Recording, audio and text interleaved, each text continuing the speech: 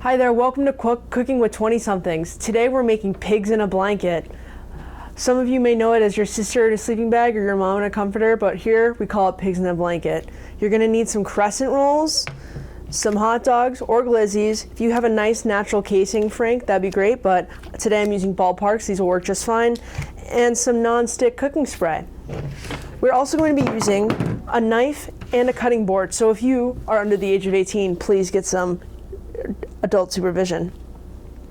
All right, to start, we must break open the glizzies. Make sure you cut with precision as to not cut the delicate skin. Like, see, I've already cut it, you know? I've already messed up. She's already got a boo-boo. See that?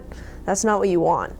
You want to make sure that that natural casing is nice and intact to make sure that you get the optimum sausage experience. All right, so we are working with 8 hot dogs to be specific. Make sure you save that grease for later, for a little shot later. Keeps the mind strong. So once you have all 8 of your hot dogs, you're gonna wanna slice them in half. This is where the part you get an adult if you don't feel safe with yourself. Cut like that, look at that. Boom. So now you should have 16 little mini dogs, like so. So you can put those off the side, and now it's for the main event, the crescent rolls. Now these are kind of a pain to open up. They take a little bit of finesse, but so you kind of want to peel her off a little bit. She already popped. Usually you have to crack it on the side of the counter or something, but you know, if you're one with the crescent rolls, she'll just pop open for you without asking. But yeah, so you want to remove crescent rolls. Comes in 2 little logs like this. You want to start with one, unraveling it. You're going to see that there's little triangles like so. These are, if you wanted to make crescent rolls, you would roll those up in a way, but we're not doing that. We're making pigs in a blanket. So you want to start with one triangle like this, and you're going to want to cut it in half. It doesn't have to be exact, but you know, roughly, so there's an even amount on each side. It's also kind of a weird shape too to cut in half, so no one's gonna judge you if it's not perfect. And then once you get your half, you want to take 1/2 of your hot dog and wrap it in 1/2 of your crescent roll and just wrap it up like that. Make sure it's nice and covered, nice and warm, and then we're gonna apply that, put that on the cooking sheet. Make sure you apply your cooking spray livery. Look at that.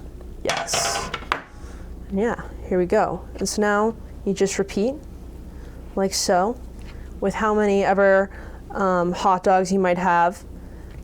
Today's hot dog fun fact is that the most amount of hot dogs eaten in one sitting was 76 hot dogs. It was done in 10 minutes by a man named Joey Chestnut. Also, do not waste your times with the mini hot dogs. Those are twice as expensive and they're the exact same thing. Always buy the full-size dogs, because like they say, bigger is better.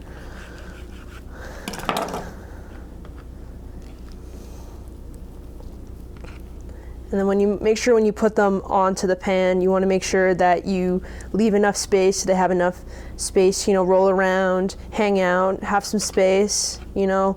We're not trying to make this, you know, tight quarters. This is a party, not a prison. And make sure that every dog gets the proper love and care that it deserves, you know? Like this one will take a little extra time on. You see, I'm gonna go right down the middle. Make sure it's perfect.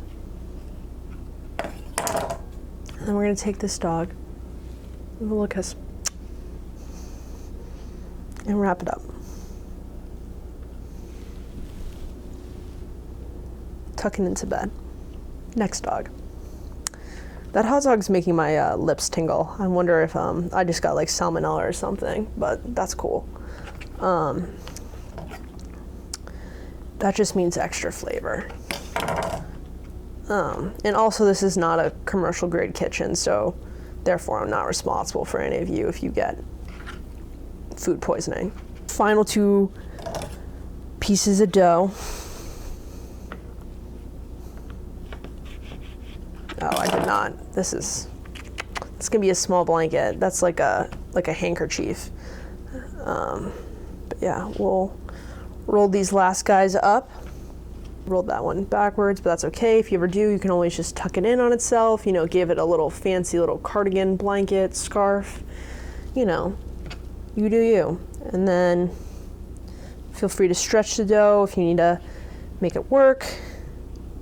It's all about ingenuity. And there you go. All of our dogs are blanketed. Now, let's go on over to the oven.